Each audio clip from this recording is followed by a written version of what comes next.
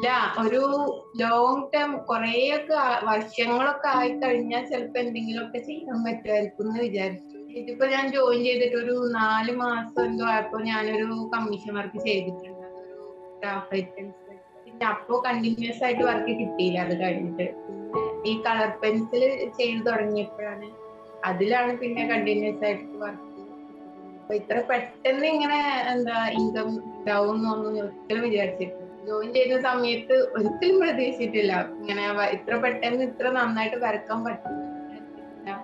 പിന്നെ വരുമാനം ഒന്നും ഒട്ടും പ്രതീക്ഷിക്കും. അത് നമ്മുടെ കമ്മ്യൂണിറ്റിന്ന് കിട്ടിയ ഒരു ധൈര്യമാണ്.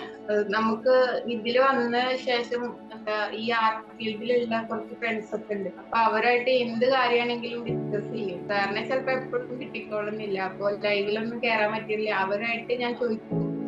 പിന്നെ സാറിന്റെ മാരേജിന് വന്ന സമയത്ത് അപ്പോഴാണ് ഞാൻ സാറിന്റെ വൈഫിന്റെ ഒരു ഫോട്ടോ വരച്ച് അത് വരയ്ക്കാനുള്ള ധൈര്യം ഇങ്ങനെ കമ്മ്യൂണിറ്റിയിൽ എന്ത് കൊണ്ടുപോകും, എന്താ കൊണ്ടുപോവുക, ഗിഫ്റ്റ് ആയിട്ട് എന്താ കൊടുക്കാന്നൊക്കെ ഇങ്ങനെ ഡിസ്കസ് ചെയ്തപ്പോ ചെയ്ത് നോക്കുന്നുള്ള രീതിയിൽ കമ്മ്യൂണിറ്റിയിലുള്ള ആൾക്കാരെ പറഞ്ഞപ്പോ അങ്ങനെ ഒന്ന് ചെയ്ത് നോക്കി.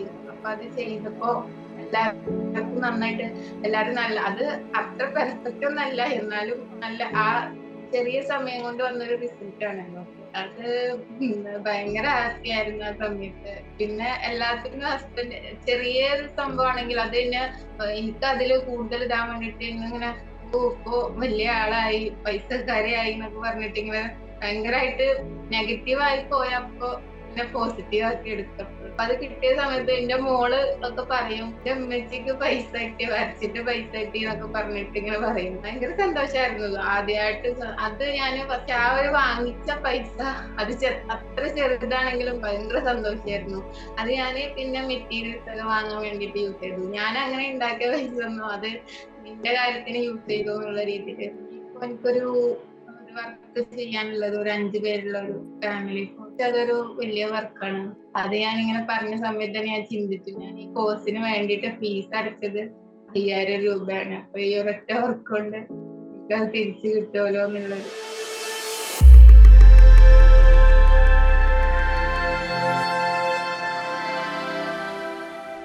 നമസ്കാരം. നമ്മുടെ ഓൺലൈൻ ആർട്ട് ക്ലാസ്സിൽ ജോയിൻ ചെയ്തുകൊണ്ട് ക്രിയേറ്റിവിറ്റി ആൻഡ് വെൽനസ് ഹബ് എന്ന സ്റ്റുഡൻസ് കൂട്ടായ്മയുടെ പാർട്ടായി നിന്നുകൊണ്ട് സക്സസ് ക്രിയേറ്റ് ചെയ്യുന്ന സ്റ്റുഡൻസിൻ്റെ ആ ഒരു യാത്രയെ അടുത്തറിയുന്ന പുതിയൊരു വീഡിയോയിലേക്ക് എല്ലാവർക്കും സ്വാഗതം.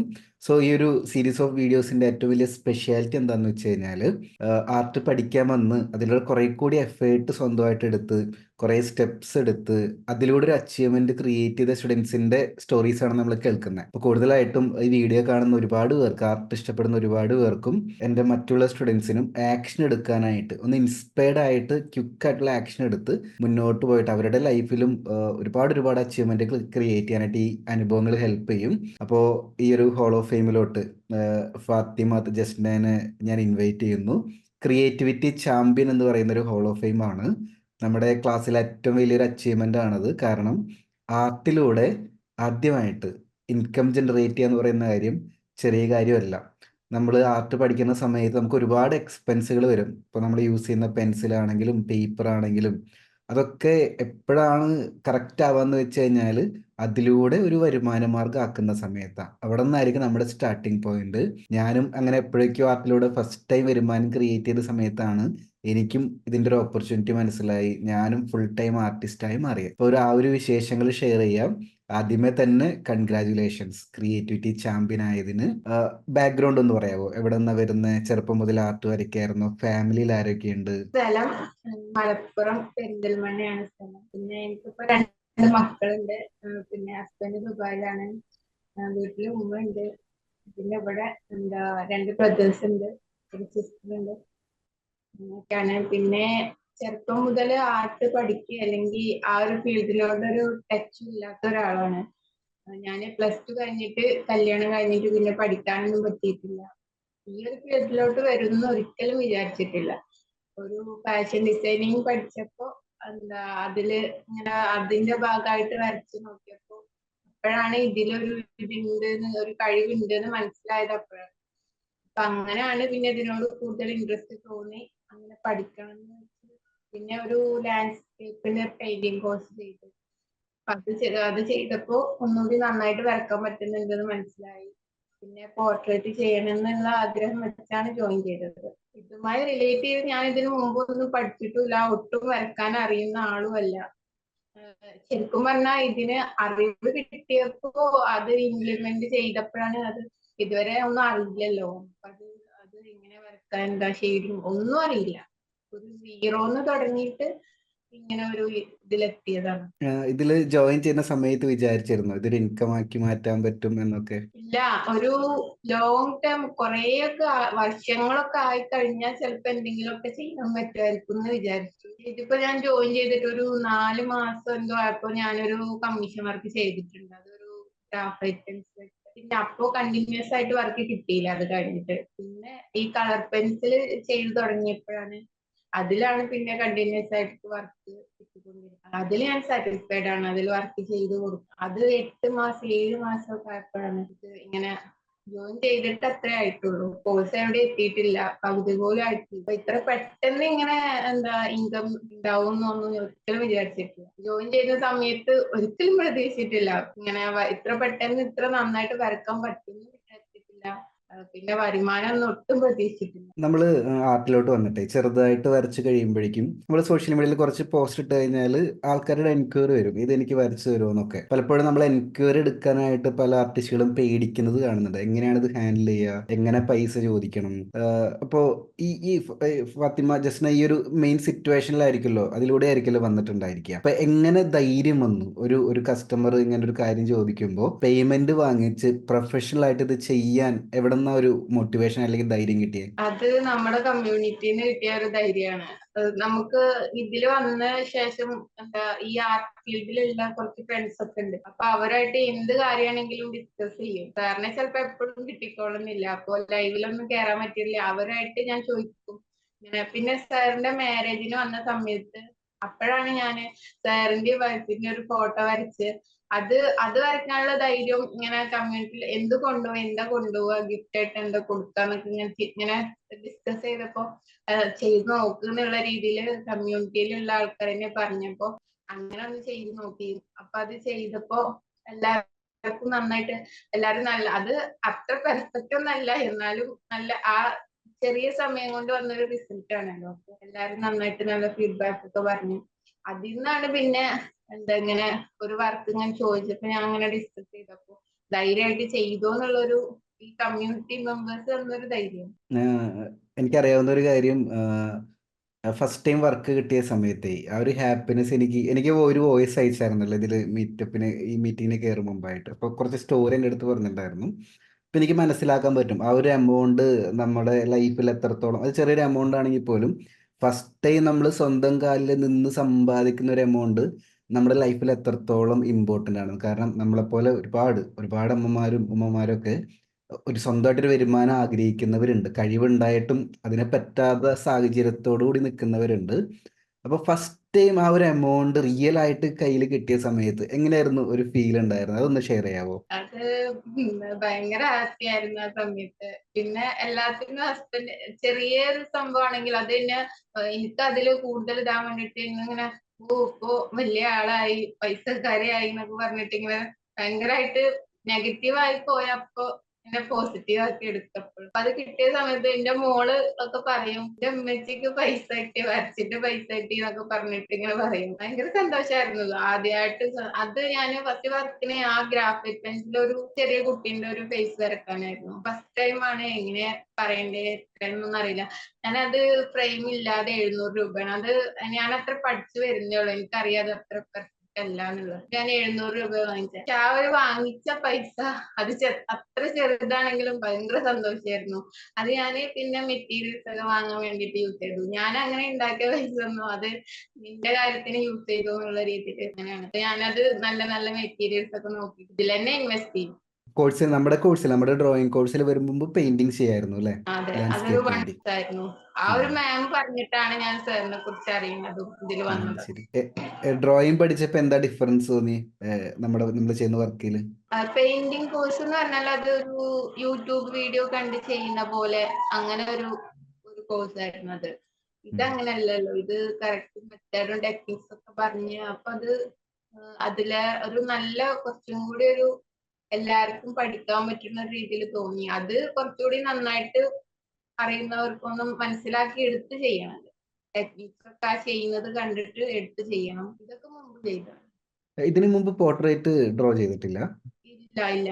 പോർട്രേറ്റ് ഇതാ ഞാനിപ്പോ ലാസ്റ്റ് പോസ്റ്റ് ചെയ്തിട്ടുണ്ട്. ഹസ്ബൻഡിന്റെ ഒരു ഫോട്ടോ ആണ്. ഞാൻ ഒരു കുറച്ചധികം ഫോട്ടോസ് തന്നെ മാറ്റം വന്നത് എന്ന് പറഞ്ഞിട്ട് ലാസ്റ്റ് പോസ്റ്റ് ചെയ്തിട്ടുണ്ട്. ഞാൻ പോർട്രേറ്റ് ചെയ്ത ഒന്നുണ്ട്. കോഴ്സ് നല്ലോണം ഫോക്കസ് ചെയ്ത് പഠിച്ചിട്ടുണ്ടെന്ന് മനസ്സിലാവുന്നുണ്ട് പോസ്റ്റുകൾ കാണുമ്പോൾ. എല്ലാ മെത്തേഡും ഷെയ്ഡിങ് ആണെങ്കിലും ഒക്കെ ടൈം എടുത്ത് മനസ്സിലാക്കുക. അത് എന്റെ മാരേജിന് വന്നതല്ലേ. ഈ ഫോട്ടോ അതിൽ സാർ ഞാനിവിടെ പറഞ്ഞിട്ടുണ്ട്, ഈ റൂമിന്റെ പുറത്ത് വാളിൽ ഹാങ് ചെയ്തിട്ടുണ്ട്. അതില് ഫേസിൽ കുറച്ചുകൂടി ഷെയ്ഡ്സ് കൊടുക്കാന്നുള്ളത് സാർ പറഞ്ഞിട്ടുണ്ടായിരുന്നു. അപ്പൊ അത് പറഞ്ഞപ്പോഴാണ് ഞാൻ ശ്രദ്ധിക്കണേ. പിന്നെ അത് അങ്ങനെ കൊടുക്കാൻ വേണ്ടി ശ്രമിക്കുന്നുണ്ട്. ഇനി ചെയ്യുമ്പോ അതൊന്നും കൂടി നോക്കണം. അത് ബ്ലെൻഡ് ചെയ്തെടുക്കുമ്പോ സ്മൂത്ത് ആയിട്ട് വരണല്ലോ. അതൊരു ടാസ്ക് ആണ്.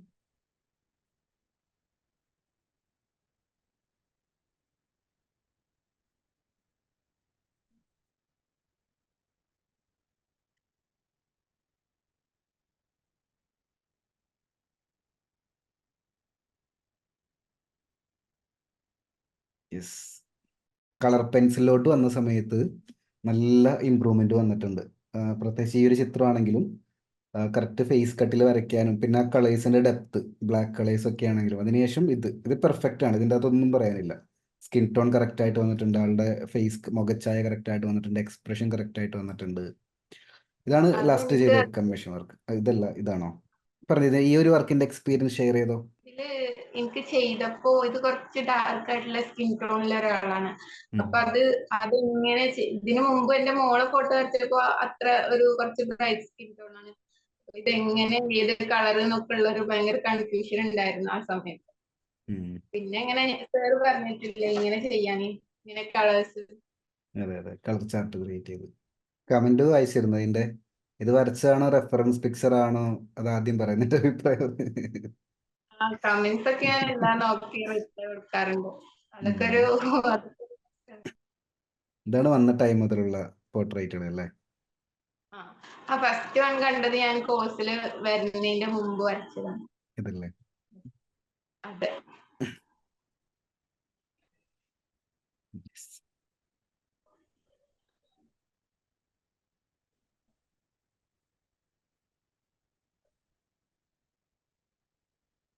ഇത് പെയിന്റിംഗ് ആണ്, ഇത് അക്രിലിക് ആണ്, ഇത് കളർ പെൻസിൽ ആണല്ലേ? Colour pencil.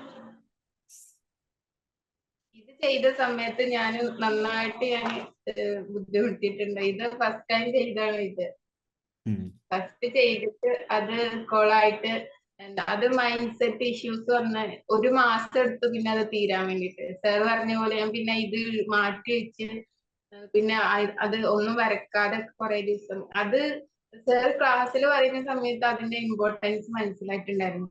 അതുകൊണ്ടാണ് നമ്മുടെ കോഴ്സിന്റെ ആദ്യമേ തന്നെ മൈൻഡ് സെറ്റ് ഞാൻ കവർ ചെയ്തിട്ട് ക്ലാസ്സിലോട്ട് കയറുന്നത്. പല സ്റ്റുഡൻസ് ഇത് എൻ്റെ അടുത്ത് പറയാറുണ്ട്, ആദ്യം കണ്ടപ്പോൾ എനിക്ക് അത്ര ഇമ്പോർട്ടൻസ് തോന്നിയില്ല, പക്ഷേ കോഴ്സിലോട്ട് കയറി കുറച്ച് പഠിച്ചെത്തുമ്പോഴാണ് ഇത് പലതും എനിക്ക് ആവശ്യമുള്ളതാണെന്ന് അവർ മനസ്സിലാകുന്നുണ്ടായിരിക്കുക. നമ്മുടെ ടോട്ടൽ ഒരു ജേണി നോക്കുന്ന സമയത്ത് നല്ല ഇമ്പ്രൂവ്മെന്റ് വന്നിട്ടുണ്ട്. കാരണം കോഴ്സിലോട്ട് വരണേക്ക് മുമ്പ് ഇങ്ങനെ വരച്ച് ഇരുന്ന ഒരാള് പതിയെ ഇമ്പ്രൂവ് ചെയ്ത് ഈ ഒരു ലെവലിലോട്ട് എത്തുക എന്ന് മാത്രമല്ല അതിലൂടെ ഒരു ഇൻകം മെയിൻ ചെയ്തതും അപ്രീഷിയേറ്റ് ചെയ്യേണ്ട കാര്യമാണ്.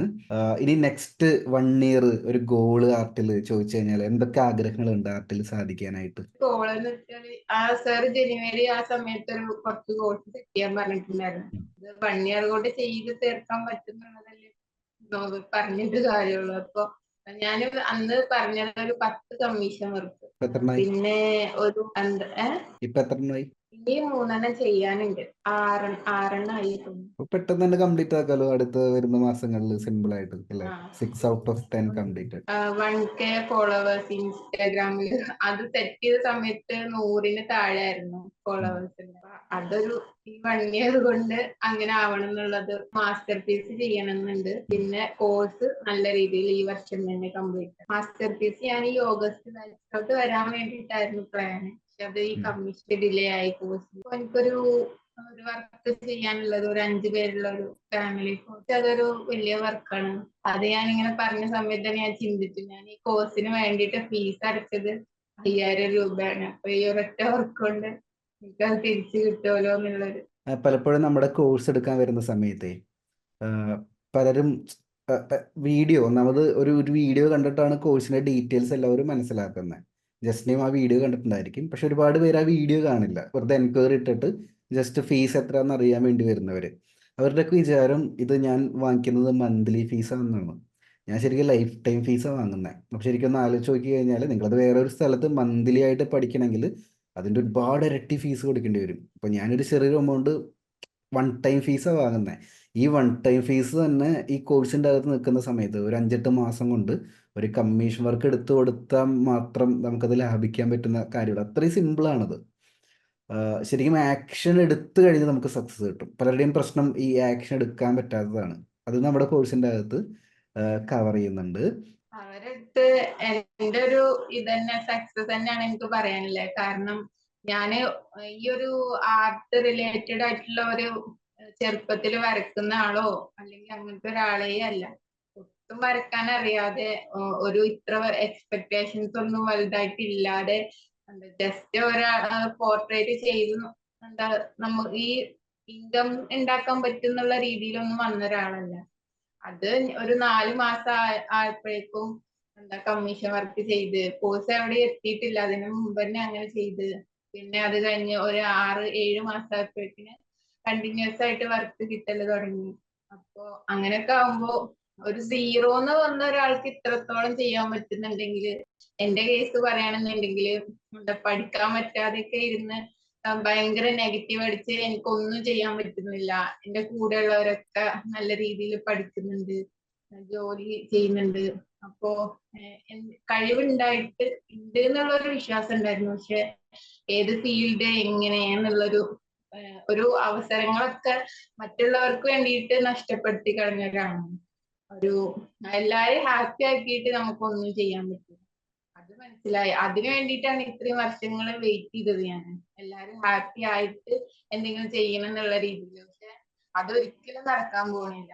അത് എല്ലാരും ഹാപ്പി ആക്കിയിട്ട് നമുക്ക് എന്തെങ്കിലും ചെയ്യണം വിചാരിച്ച അങ്ങനെ വർഷങ്ങൾ കഴിഞ്ഞു പോവാന്നല്ലാതെ അത് നടക്കില്ല. നമ്മൾ ഒരു ഉറപ്പ് ഒരു തീരുമാനം എടുത്തിട്ട് ഇറങ്ങിയിട്ട് പിന്നെ നമ്മള് ഓരോ സക്സസ് കാണുമ്പോ അവര് നമ്മളെ കൂടെ വന്നോളൂ എന്നുള്ളൊരു, അതാണ് ഇപ്പൊ എന്റെ ഒരു മൈൻഡ് സെറ്റ്. അതാണ് നെഗറ്റീവ് പറയുന്നവര് അല്ലെങ്കിൽ അത് അവര് ഇനി അതാണ് എന്റെ ഒരു ഇതില് ഒന്നും കൂടി ഒരു സക്സസ് ആവണം എന്നുള്ളൊരു ഉള്ളിലൊരു വാശി പോലെ ഉണ്ട്. കാരണം എന്റെ എല്ലാ അവസരങ്ങളും നഷ്ടപ്പെടുത്തി അത് വേണ്ട ഇത് വേണ്ട എന്ന് പറഞ്ഞു നിന്നവര് ഇപ്പൊ ഞാൻ ഇതിക്ക് ഇറങ്ങിയപ്പോഴും അങ്ങനെ കുറെ ഇതൊക്കെ ഉണ്ടായപ്പോ ഇനി ഇതിൽ എന്തെങ്കിലും ആയി കാണിച്ചു കൊടുക്കണം. അപ്പൊ അവരെ കൊണ്ട് കൈയടിപ്പിക്കണം എന്നുള്ളൊരു, ഇപ്പൊ ഈ കമ്മീഷൻ വർക്ക് ചെയ്തിട്ട് ഒരു ഇൻകം ഉണ്ടാക്കുന്നുണ്ടെങ്കിലും ഇതൊന്നല്ല എന്റെ ലക്ഷ്യം.